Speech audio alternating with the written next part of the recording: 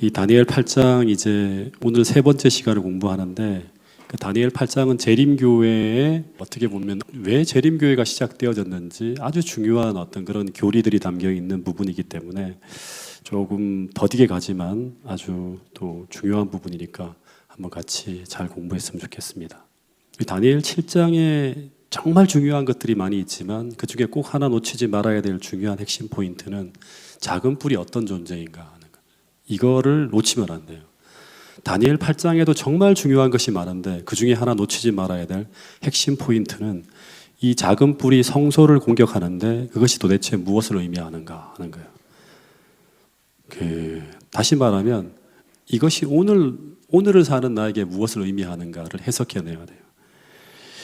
그래서 솔직히 재림교회는 이것을 다니엘서를 통해 해석해내면서 재림운동이 벌어졌어요.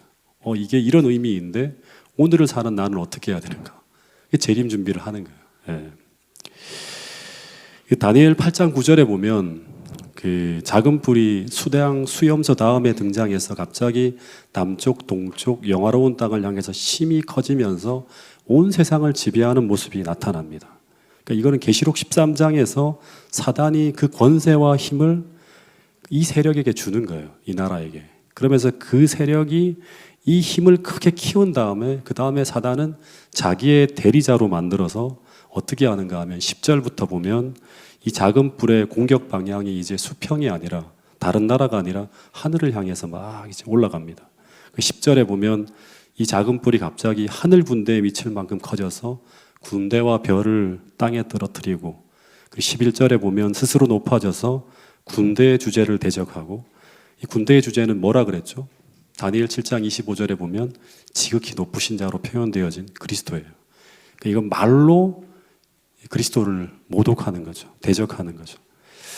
그 다음 이 작은 뿔이 군대의 주제를 공격하면서 행하는 일들이 세 가지가 더 나오는데, 매일 드리는 제사를 폐하고 성소를 헐어버리고 진리를 땅에 던지는 거예요. 근데 그 다음 구절에 보면 이 기간이 2300주야까지 진행된다고 하는데 그때 성소가 정결케 되어진다고 합니다. 그 다니엘 당시에 이 성경절을 다니엘이 계시를 통해 들을 때 성소가 무너지고 매일 드리는 제사가 폐해지고 진리가 땅에 던져지면서 세상이 온통 망하게 하는 죄악이 난무한 그런 엄청난 일이 세상에 벌어질 것인데, 그 기간이 얼마 기간이다? 2300주예요. 그때가 되면 성소가 정결케 된다고 하는 거예요. 근데 이 모든 용어들은 성서를 공부하고 알고 있는 사람만이 이해할 수 있는 그런 내용이에요. 그래서 이 예언의 비밀을 풀기 위해서 우리는 지난 시간부터 뭘 공부하고 있다? 성서를 공부하고 있는 거예요. 오늘 또 공부하는 부분들은 정말 되게 중요한 부분이니까요. 잘 공부했으면 좋겠습니다. 성소는 세 가지가 이루어지는 곳이다. 첫 번째, 하나님을 만나는 곳이고, 만나기 위해서는 어떻게 돼야 돼요? 속죄가 일어나야죠. 그러니까 우리가 거듭남, 속죄를 경험하지 못하면 하나님 만날 수가 없어요. 하나님 앞에 나갈 수가 없어요. 세 번째는 뭐가 이루어지는 곳이다? 심판이 이루어지는 곳이다. 그리고 그 다음 성소를 통해 우리가 두 가지를 배울 수가 있어요. 첫 번째는 그리스도를 아주 깊이 배울 수 있어요. 왜냐하면 성소의 모든 것이 다 그리스도를 드러내는 곳이에요. 전부 다. 또 하나는 성소를 통해서 우리는 그리스도를 통한 구속의 역사를 압축되어진 예언을 통해서 예언을 이렇게 배울 수 있는 곳이 바로 성소예요. 그러니까 다음 시간쯤에 아마 이거 공부할 텐데, 예수님의 사역의 모든 국면이 다 소개되어져 있어요. 뜰에서는 예수님이 이 땅에서 지상봉사, 성소 첫 칸은 예수님이 하늘로 승천한 다음에 있는 봉사사역, 그 다음에 둘째 칸은 지성소는 마지막 우리 시대에 벌어지는 국면. 제가 몇 년 전에 이 파주중앙교회에서 출애굽기를 강의하면서 깨달은 것인데, 성소가 처음 지어질 때 그 모든 것을 보여주는 식양대로 지었습니다. 그 어떤 것도 추측이나 가정으로 남겨두지 않았어요. 연구해 보면 가장 사소한 것까지 아무 의미 없이 지나치지 않았다고 하는 걸 제가 그 공부를 하면서 배울 수 있었어요. 심지어 제사장의 의복도 하나하나 다 가르쳐준 대로 입어야 돼요. 예, 어떻게 만들어야 될지 다 가르쳐주고 휘장에 수놓은 것 하나하나까지 전부 지시하심을 따라 만들어집니다. 어떻게 만들어라. 색깔까지도 다. 다시 말해 전부 다 무엇인가를 표상하고 있고 어떤 의미를 담아서 만들어졌다고 하는 거예요. 그래서 우리가 성서를 제가 지금 뭐 하여튼 몇 시간 이렇게 훅 지나가지만 이렇게 공부하는 게 아니라 진짜 제대로 공부해야 되는 것. 제대로 공부해야지만 우리가 구속의 경륜을 정확하게 알 수 있고 예수 그리스도를 더 정확하게 알 수 있다고 하는 것을 좀 기억했으면 좋겠습니다. 이 성소는 크게 외형으로 보면 이제 지난번에도 공부했지만 뜰, 성소, 지성소 이렇게 세 부분으로 나누어집니다. 그 뜰에는 세 가지 중요한 기물이 있죠. 성소에도 세 가지 중요한 기물이 있고 지성소에도 세 가지 중요한 기물이 있습니다. 셋 항상 생각을 해야 돼요. 이 뜰에 보면 동편으로 난 출입구가 있고 번제단이 있고 물두멍이 있습니다. 이 세 가지 기물은 우리가 그리스도 안으로, 즉 성소 안으로 들어가기 위해 우리가 믿음으로 경험해야 될 상징이에요. 이 세 가지를 경험해야지만 그리스도 안, 성소 안으로 들어갈 수 있어요. 이 성소의 뜰은 전부 흰 세마포 포장으로 둘러싸여 있는데 성소 안으로 들어오는 출입구는 오직 하나, 성소 뜰의 동편에 있는 하나의 입구에서 통해 들어와야 돼요. 어떤 다른 방향으로 들어올 수가 없어요. 오직 동편에 난 이 출입구, 양의 문이라고 할 수 있죠. 그 예수 그리스도를 상징하는 그 입구를 통해 들어옵니다. 성소의 동편문을 통과해서 성소 뜰 안에 들어오면 그 정면에 딱 보이는 게 뭐냐 그러면 번제단이 보입니다. 이 번제단은 양이 도살되어 죽고 그리고 그 육신은 각을 떠서 이 제단 위에 번제로 드려서 완전히 태워지는 곳이에요. 그러니까 이 번제단은 뭘 상징한다? 그리스도의 십자가를 상징한다고 이제 말씀을 드렸어요. 네. 그래서 이 믿음으로 이 뜰 안에 들어온 사람은 이 번제단에서 그 십자가를 통해 나의 죄가 용서되었음을 믿음으로 경험하고 난 후에 그 다음 이 번제단을 거쳐 성소로 들어가기 전에 또 하나 만나게 되는 기구가 바로 뭐냐 그러면 물두멍이에요. 이 물두멍. 이 물두멍은 십자가를 통해서 믿음으로 그리스도를 개인의 구주로 영접한 사람이 경험하게 되는 뭘 가리킨다? 예, 중생의 씻음, 중생이라고 하는 거듭남이죠. 또 다른 말로 하면 뭐라고 할 수 있죠? 예? 침례. 예. 침례의 의미는 뭐냐 그러면 내가 완전히 주님께 드려졌다고 하는 거예요. 그러니까 여기까지가 바로 뜰에서 경험하는 중생의 경험, 거듭남의 경험, 칭의의 경험입니다. 근데 그리스도 안으로 들어가기 전에 모든 죄인은 십자가를 통해서 이 거듭남을 경험해야지만 이 칭의의 경험을 거쳐야지만 죄가 용서되어져야지만 그리스도 안으로 성소 안으로 들어가는 경험, 성소 안의 경험 이걸 뭐라고 하는가 하면 은혜의 왕국이라고 할 수 있겠죠. 이걸 경험할 수 있는 거예요. 그래서 이런 말씀이 있죠. 요한복음 3장 5절 말씀인데요. 같이 한번 읽어보겠습니다. 시작. 예수께서 대답하시되 진실로 진실로 내게 이르노니 사람이 물과 성령으로 나지 아니하면 하나님의 나라에 들어갈 수 없느니라. 그러니까 물과 성령으로 거듭나지 아니하면 성소 안으로 들어가지 못해요. 그러니까 오늘 우리가 진짜 거듭난 사람이 아니면 아직 우리는 성소 안, 그리스도 안에 무엇이 있는지 지식을 알지만 실제로 경험되어지는 그런 체험적인 신앙은 할 수 없다고 할 수 있겠죠.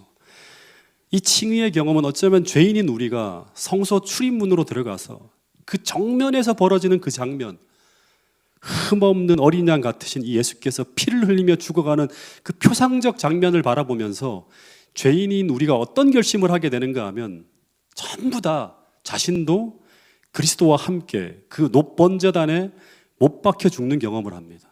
더하여서 나의 모든 그릇된 습관과 우리로 하여금 그분을 멀리 떠나게 했던 그 모든 것을 제단 위에 올려놓고 타오르는 불로 완전히 불태워 죽는 그런 경험을 한다고 하는 거예요. 이게 초기 교인들이 경험했던 거듭남의 경험이었어요. 로마서 12장 1절에 보면 사도 바울이 그래서 당시 로마에 있는 믿음으로 거듭난 모든 사람들에게 어떤 얘기를 하는가 하면 그러므로 형제들아 내가 하나님의 모든 자비하심으로 너희를 권하노니 너희 몸을 하나님이 기뻐하시는 거룩한 뭐로 드리라? 산 제물로 드리라는 거예요. 태워 죽는 것처럼 그리스도의 제단 위에 자기 자신을 완전 드리라고 하는 거예요. 이게 바로 뭐냐 그러면 산 제사로 드리는 영적 예배라고 하는 거예요. 이 경험을 통해서 우리는 비로소 거듭나는 경험을 하는 거예요. 그것을 예식으로 표현한 게 바로 뭔가 하면 물두멍에서의 경험하는 침례라고 하는 거예요. 우리가 자주 얘기하지만 또 한 번 읽어보겠습니다. 언젠가 여러분이 이 말씀에 꽂히기를 바라요.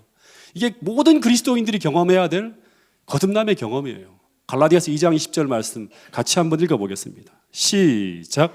내가 그리스도와 함께 십자가에 못 박혔나니 그런즉 이제는 내가 사는 것이 아니요 오직 내 안에 그리스도께서 사시는 것이라.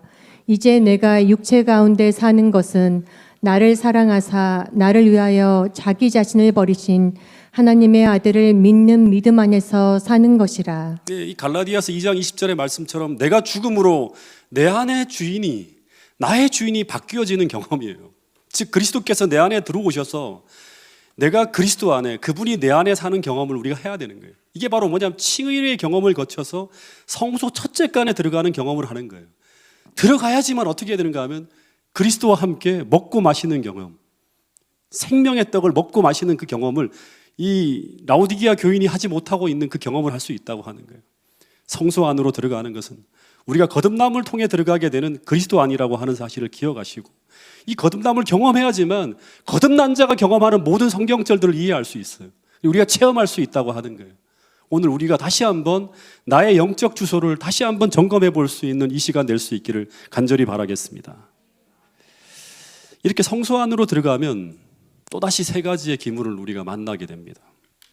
바로 7 금촛대와 12덩이의 떡상과 그 정면에는 금향단이 있어요. 금 분향단이 있어요. 이 7 금촛대는 뭘 의미하는가 하면 우리가 하나님 앞으로 나가는 길을 끊임없이 비추어주는 뭐라고 할 수 있는가 하면 요한복음 1장 4절, 요한복음 8장 12절에서 말하는 그리스도의 생명의 빛이에요. 이거는 무엇을 통해 조명되어지는가 하면 성령을 통해 조명되어지는 빛이에요. 제사장들은 매일매일 이 성소에 들어가서 항상 이 불이 꺼지지 않도록 등잔을 손질한다고 하는 그런 말씀을 제가 지난 시간 드렸습니다. 그리고 두 번째, 12덩이 떡이 진설되어져 있는 떡상은 광야길을 여행하는 이스라엘 백성들에게 필수 식량이다. 그러니까 하늘나라를 가기 위해서 모든 사람들이 매일같이 충만한 이 떡을 경험해야 돼요. 이건 바로 요한복음 6장 35절에 하늘로부터 내려온 생명의 떡이신 그리스도, 하나님의 말씀을 상징하는 거예요. 대제사장은 이 진설병을 매 안식일마다 새로 교체하며 끊임없이 진설했다고 하는 것을 우리 성경 말씀을 통해 우리 지난번에도 공부를 했습니다. 마지막으로 세 번째는 뭐냐 그러면 분향단인데요. 이 분향단에서 피어오르는 향은 끊임없이 항상 휘장을 넘어서 하나님의 보좌가 있는 지성소 안으로 이 향이 넘어갑니다. 이 분향은 그리스도께서 우리를 대신해서 아버지 하나님께 중보하시는 기도의 향연이기도 하고, 더하여 이 분향은 우리의 기도가 그리스도를 통해서 하나님 앞에 올려지는 성도들의 기도이기도 합니다. 그런데 성소 안은 이 향단의 향으로요 가득 채워졌어요. 이 짙은 향으로 아주 진동하는 거예요. 제사장들은 이 성소 안에 들어가서 이 등잔을 손질하고 등불을 살피고 떡상의 떡을 끊임없이 진설하고 이 분향단의 향이 꺼지지 않도록 볼살피는 일을 매일같이 행하며 돌보았다고 하는 거예요. 근데 성소 안에 있는 이 세 가지의 기물은 하나님의 백성들이 하나님 앞으로 나가는 과정, 즉 성화의 과정에 끊임없이 하늘로부터 공급받아야 될 그리스도의 중보 사역을 상징하는 기물이라고 하는 거예요. 근데 여기서 우리가 진짜 중요하게 또 하나 생각해야 될 성경절이 바로 이거예요. 고린도전서 3장 16절에 보면 바울은 우리의 몸을 하나님이 거하시는 성전이 하나님의 성령이 거하시는 성전이라고 해요. 말씀 한번 읽어볼까요? 고린도전서 3장 16절 말씀입니다. 시작. 너희는 너희가 하나님의 성전인 것과 하나님의 성령이 너희 안에 계시는 것을 알지 못하느냐. 그러니까 우리 몸을 하나님의 성령이 거하시는 성전이라고 했어요. 그럼 우리 마음의 성전에도 우리 마음의 성전을 비추는 성령의 촛대가 있어야 될까요? 네. 그리고 이 촛대의 등잔도 마찬가지로 꺼지지 않도록 우리가 매일같이 돌봐야 될까요? 네. 이 등대가 꺼지면 우리도 암흑천지가 될 수 있을까요? 이 빛이 꺼지면 우리는 세상의 빛을 비추는 등대로의 삶을 살지 못하고 등불이 꺼진 그리스도인으로서 살아갈 수 있다고 하는 거예요. 더하여서 우리 몸이 우리가 똑같이 성전이라고 하면 이 성소에 12덩이 떡상이 존재하는 것, 이 충만한 생명의 양식이 계속 충분하게 공급되어지는 거거든요. 똑같이 우리 영혼의 성전에도 매일매일 이 진설병이 진설되어져 있어야 될까요? 이 진설병은 우리 영혼이 선악의 대쟁투에서 죄와 싸워 승리할 수 있는 힘을 얻기 위해서, 더하여 매일매일 하늘을 향해 전진할 힘을 얻기 위해서 우리 영혼의 성전에는 이 신선한 하늘의 생명의 떡이 항상이에요. 끊임없이 진설되어져 있어야 되는 거예요. 그래서 우리는 끊임없이 매일매일 이 생명의 말씀이 우리 영혼 속에 공급되어질 수 있도록 어떻게 해야 되는가 하면 제사장들이 했던 것처럼 끊임없이 이 생명의 말씀을 묵상해야 된다고 하는 것입니다. 살기 위해서 묵상해야 된다고 하는 거예요. 해도 되고 안 해도 되는 게 아니라고 하는 거예요. 우리가 진짜 거듭난 백성이라 그러면 끝없이 이 생명의 떡을 날마다 공급받아야 된다고 하는 것입니다. 세 번째, 표상을 보면 성전은 무엇으로 진동했다? 기도의 향내로 진동했다고 하는 거예요. 똑같이 제사장들은 매일매일 이 분향단의 향이 꺼지지 않도록 매일매일 이 분향단을 관리했다고 하는데, 마찬가지로 우리의 마음의 성전도 하나님을 향한 기도의 향연으로 가득 채워져야 된다고 하는 것입니다. 매일매일 끊임없이 하나님의 보좌 앞으로 올라가는 이 기도의 교통이 끊임없이 짙은 향연처럼 하늘을 향해 올라가야지만 우리가 건강한 그리스도인으로 살 수 있다고 하는 거예요. 여러분, 그래서 기도는 무엇이다? 영혼의 무엇이다? 호흡이에요. 호흡이 끊겨지면 살 수 없는 거예요. 생명이 끊어지는 거예요. 그런 마음을 가지고 우리가 끊임없이 기도하면서 우리의 영혼의 성전에 기도의 향연이 진동할 수 있는 그런 그리스도인으로 거듭날 수 있게 되기를 간절히 바라겠습니다. 이렇게 해야지만 우리는 건강하게 성화되어져서 하나님 보좌를 향해서 더욱 가까이 나갈 수 있다고 하는 것을 알려주는 아주 중요한 표상들이 바로 이 성소에 등장하는 세 가지 기물이라고 하는 거예요. 이제 둘째 장막의 휘장을 열면 딱 지성소가 보이는데, 이 지성소에도 상징물들이 놓여져 있습니다. 휘장을 탁 걷어내면 정면에 보이는 것이 법궤가 딱 하나 보이는 거예요. 법궤가. 근데 이 법궤 위에 법궤의 뚜껑을 뭐라고 그러죠? 속죄소, 시은자, 즉 이제 시은자라고 하는 거는 뭐냐 그러면 이 하나님의 보좌라고 하는 거예요. 근데 이 보좌 주위에 금으로 만든 그룹 천사가 탁 보좌를 내려다보고 있는 모습이 보이고, 그리고 그 보좌 위로 뭐가 보이는가 하면 하나님의 임재의 상징인 셰키나의 영광이 임재하는 것을 보게 됩니다. 이 지성소에도 세 가지의 기구가 있다고 하는데, 중요한 세 가지 상징물을 딱 구분하면 첫 번째는 법궤예요. 법궤. 그다음 또 하나가 우리가 진짜 중요하게 살펴야 될 게 뭐냐 그러면 그룹 천사와 함께 존재하는 하나님의 보좌인 쉬은자. 그리고 마지막 또 하나 우리가 생각해야 될 게 하나님의 임재의 상징인 셰키나의 영광이에요. 법궤는 하나님의 율법, 법궤 뚜껑은 하나님이 앉아 계신 보좌, 그다음 셰키나의 영광은 임재의 상징이에요. 근데 이 법궤를 딱 열어보면 이 법궤 안에 세 가지의 또 기물이 담겨 있어요. 뭐가 담겨 있죠? 십계명이, 하나님이 친수로 적어놓은 십계명이 있고, 아론의 쌍난 지팡이가 있고, 또 하나는 만나를 담은 이 만나 한 오멜을 담은 항아리가 있습니다. 이 세 가지는 뭐를 상징하는가 하면 출애굽 당시에 하나님의 신적인 현현의 증거예요. 하나님의 임재의 증거들로서 법궤 안에 보관되어진 것들이에요.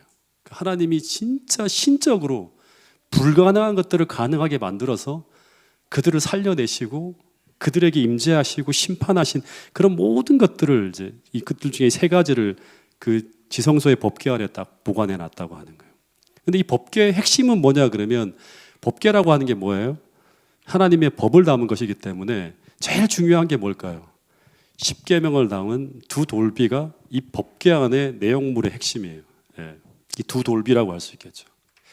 그래서 이 법궤를 뭐라고도 하는가 하면 언약궤 혹은 증거궤라고 불러요.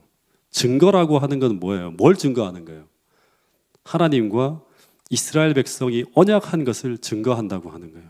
다시 말하면 출애굽기 19장부터 24장에서 이스라엘 백성과 하나님 간의 언약을 맺을 때 하나님께서 나는 너희 하나님이 되고 너는 나의 백성이 된다는 그 언약의 조건이 바로 뭐냐면 십계명이에요. 그래서 이 십계명은 하나님과 인간 서로 간의 그 언약의 맹세문이에요. 근데 그 언약을 담은 궤를 뭐라고 한다?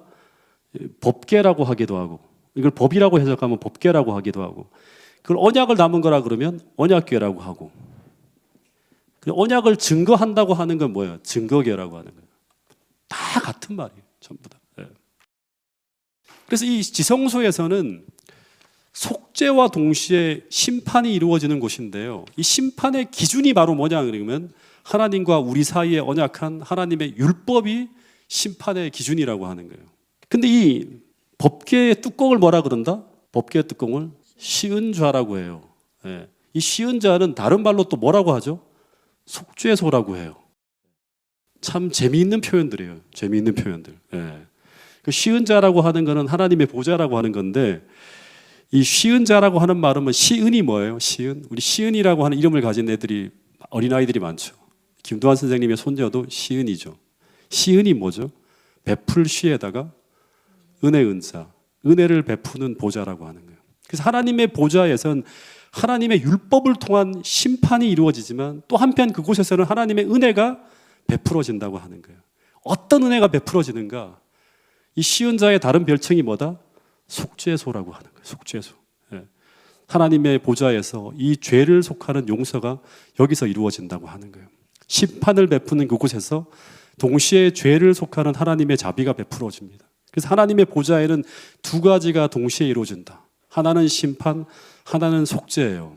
그래서 이 두 가지의 이 기물을 우리가 통해서 우리가 그걸 알 수 있는데 하나님의 통치의 기초예요. 예. 법궤의 핵심은 십계명과 속죄소다. 예. 속죄소와 법궤, 공의와 자비, 이게 하나님의 보좌의 기초가 되는 것이 하나님의 통치의 기본 원리라고 하는 거예요. 성소를 통해서 알 수 있는 것이죠. 여기까지 성소의 기물에 대한 것이고요. 이제 다니엘 8장의 성소 정결의 의미를 해석하기 위해서 이제 성소 봉사 제도를 들여다봐야 되는데, 레위기서를 보면요, 성소에서 행해지는 수많은 제사들이 있지만 크게 보면 딱 두 가지의 제사가 있다. 예, 딱 두 가지의 제사가 있다. 이제 이거를 좀 기억해야 됩니다. 그 하나는 어떤 제사다? 매일 드리는 제사가 있고, 또 하나는 매년 드리는 제사가 있다. 그래서 매일의 봉사와 연례 봉사가 있다고 하는 거예요. 매일 드리는 제사는 어떤 것이고 매년 드리는 제사는 어떤 것일까? 먼저 매일 드리는 제사를 한번 생각해 보면, 만약에 제가 어느 날 당시 이스라엘 백성인데 그리스도인으로서 하지 말아야 될 어떤 죄를 지었습니다. 예. 근데 이것을 죄라고 하는 것을 제 양심에서 느끼게 될 때 양심의 가책이 일겠죠. 그럼 오늘날 같으면 바로 무릎 꿇고 회개하면 되는데, 당시에는 이 죄책감, 이 죄책을 해결하기 위해서 어떻게 해야 되는가 하면, 저는 당시에 집에서 기르는 양 한 마리를, 흠이 없는 걸 딱 순결한 양을 한 마리를 골라서 그 양을 이끌고 성소로 갑니다. 이 죄인이 이 죄와 죄책감을 해결하기 위해서 제일 먼저 해야 될 일은 무엇인가 하면 그 양을 잡는 곳에서 먼저 아무 죄도 없는 그 무지한 어린 양의 머리에 손을 딱 얹고 안수하여서 자신의 죄를 구체적으로 나열하며 기도합니다. 구체적으로 나열해야 돼. 그러면 표상적으로 이 죄가 죄인에게서 어디로 간다? 양에게로 어떻게 되어진다? 전가되어집니다. 전가. 다시 말하면 나의 죄가 완전히 도말되어진 것이 아니라 1차적으로는 이 죄가 나에게서 이 양에게로 옮겨졌다고 하는 거예요. 그러면 이제 그 양은 어떤 존재예요? 죄를 지은 존재가 되어서 그 양을 잡는 곳에서 도살되어집니다. 로마서 6장 23절에 나오는 것처럼 죄의 삭은 사망이에요. 그 후에 양은 각을 떠서 번제단에서 완전히 소각되어지고, 제사장은 그 양의 피를 가지고 어디로 들어가는가 하면 성소로 들어가요. 그래서 그 성소의 휘장에다가 탁탁탁 해서 이렇게 7번을 막 피를 뿌립니다. 이것은 죄인의 죄가 성소로 옮겨졌음을 표상하는 거예요. 즉 죄인의 죄가 죄인에게서 어디로? 양에게로, 다시 양에서 어디로?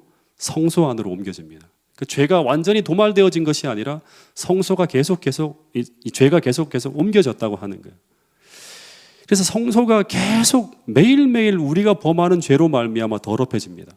이것이 매일의 봉사를 통해서 1년 연중 계속 끊임없이 이루어지면 이 성소의 휘장은 어떻게 될까요?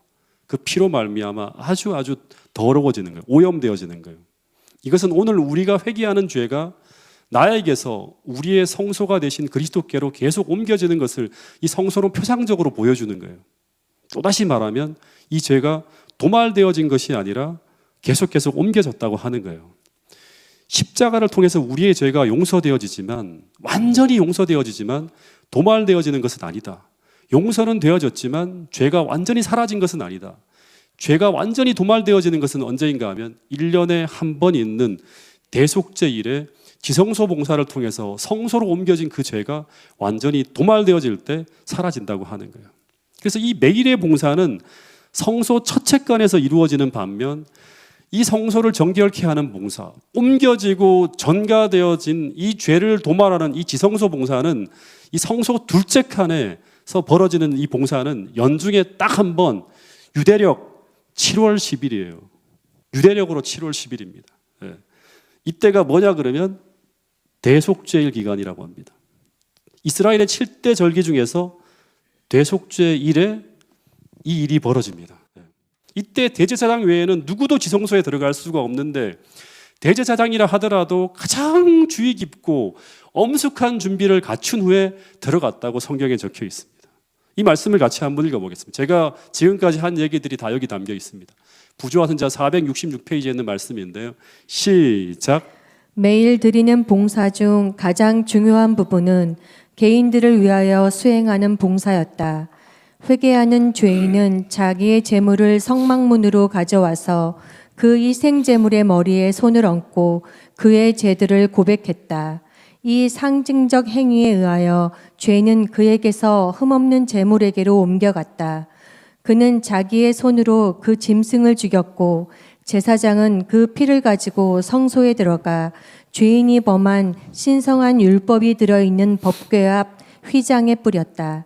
이 의식에 의하여 그 죄는 피를 통하여 상징적으로 성소로 옮겨졌다.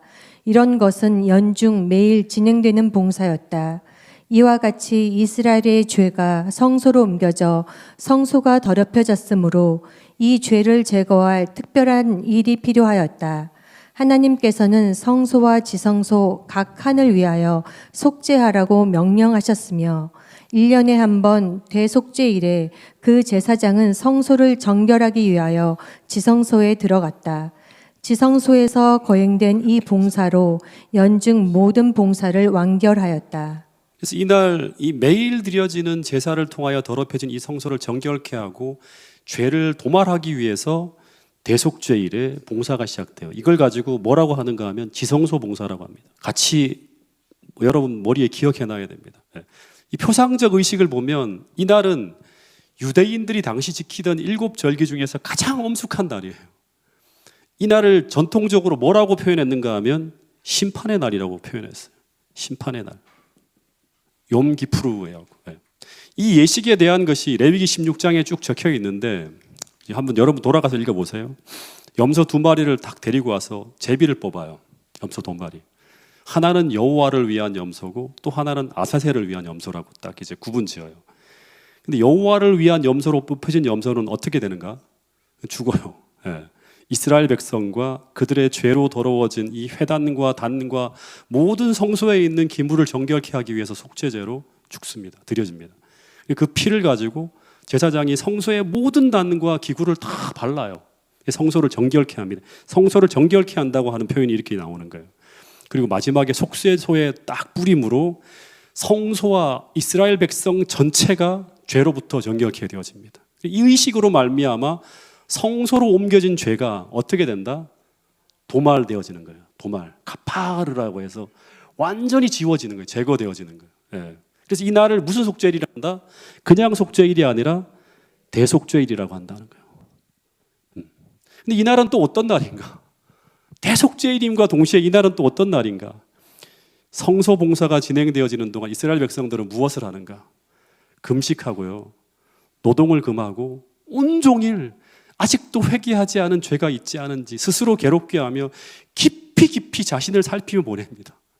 오늘 우리 시대가 그런 시대라고 하는 거예요. 하나님과 나와의 관계가 완전히 용서되어졌는가? 나는 정말 거듭났는가? 난 진짜 믿음으로 살고 있는가? 이걸 정말 깊이 살펴야 되는 시대가 바로 주님 오시기 전 우리가 살고 있는 이 시대라고 하는 거예요. 이때 대제사장은 판결의 흉패를 딱 차고 지성소 안으로 들어가요. 그때 이 판결의 흉패에서 오른쪽에 불이 딱 들어오면 백성들의 죄가 완전히 도말되어졌음을 증거하는 것이고, 그렇지 않으면 회중에게로 나와요. 그래서 제비를 뽑습니다. 회개치 아니하는 사람을 백성 중에서 찾아요. 그리고 그 백성을 어떻게 한다? 백성 중에서 끊어내는 일을 해요. 예. 그래서 이것은 백성 중에서 그토록 오랫동안 자비를 베풀어 왔지만 그들이 하나님의 용서를 받아들이지 않는 자는 하나님의 백성이라고 하는 이름은 있지만 거듭나지 않은 사람들은 백성 중에서 끊어진다고 하는 거예요. 그래서 심판되어지는 그런 어떤 날이라고 하는 거예요. 그래서 이 대속죄일은 한편으로는 대속죄일, 죄가 도말되어지고 완전한 용서를 받는 날이지만 또 한편으로는 회개하지 않고 그 은혜를 거절한 자들에게는 어떤 날이다? 심판의 날이라고 하는 거예요. 그래서 지성소에서는 속죄와 심판이 동시에 이루어진다고 하는 거예요. 어쨌든 성소 전체의 죄가 다 도말되어지고 성소 정결을 위한 예식이 마쳐진 후에 이제 제사장은 이 모든 죄를 누구에게 책임지운다? 두 마리 염소 중에 살아있는 염소인 아사셀을 위한 염소에게 안수해서 이 모든 죄의 책임을 다 지운 후에 그 염소를 광야 무인지경에 쫓아보내므로 모든 예식이 끝이 납니다. 이것은 최종적으로 모든 죄의 최종적인 책임이 누구에게 있다? 사단에게 딱 지워지면서 심판이 끝이 나는 거예요. 구속의 경륜이 끝나는 거예요.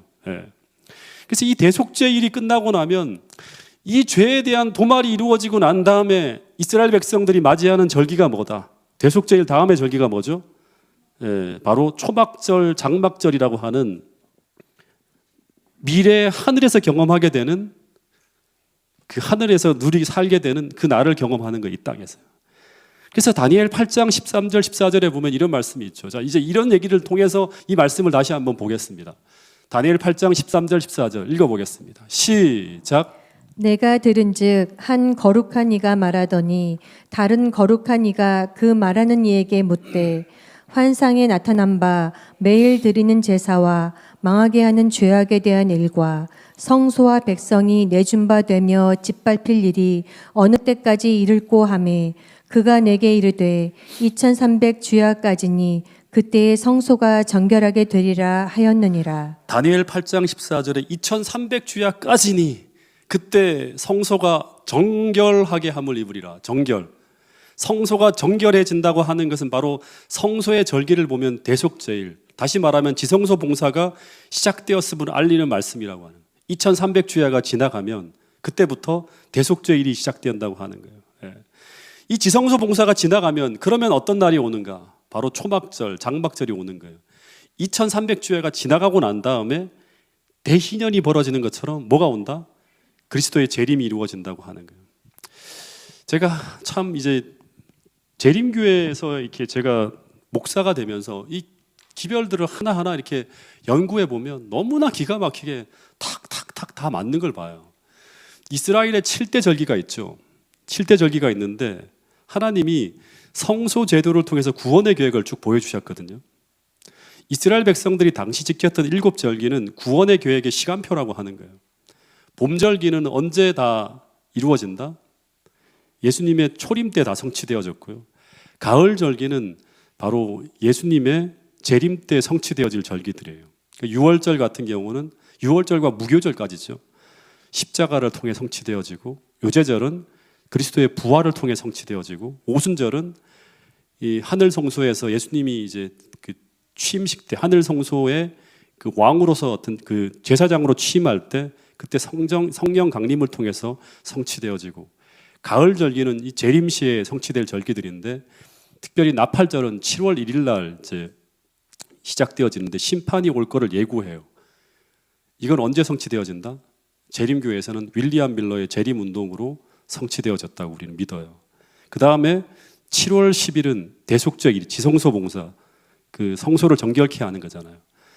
예수님의 지성소 봉사를 통해 성취되어지고 있다. 저희는 믿고요. 마지막 초막절은 재림을 통해 우리가 하늘에 거주하는 것을 통해 성취되어질 것이라고 저희들이 믿는 것입니다.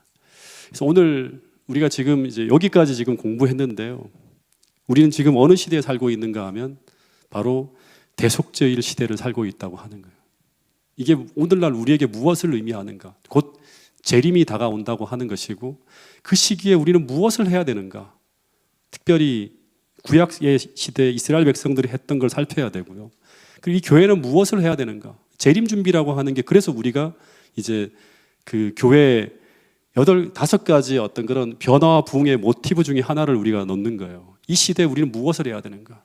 재림을 준비한다고 하는 건 우리는 무엇을 해야 되는가? 이걸 깊이 생각해야 되고 우리가 전해야 될 기별은 무엇인가? 그냥 사람들에게 위로하고 하는 그런 기별이 아니라 진짜 하늘갈 백성으로 우리가 만들기 위해서 우리는 무엇을 준비해야 되고 어떤 걸 세상에 전해야 되는가를 깊이 고민해야 될 시점에 우리가 서 있다고 하는 거예요. 주님, 우리가 이 기간을 지금 벌써 150년 이상을 지나가고 있습니다. 여러분, 정말 임박한 이때 다시 한번 다니엘서와 계시록의 천착함으로 말미암아 우리의 사명을 분명히 발견하고 땅이 아니라 하늘을 향해서 머리를 드는 그런 그리스도인으로 거듭날 수 있는 모든 성도들이 될 수 있기를 간절히 바라면서 오늘 말씀을 줄이도록 하겠습니다.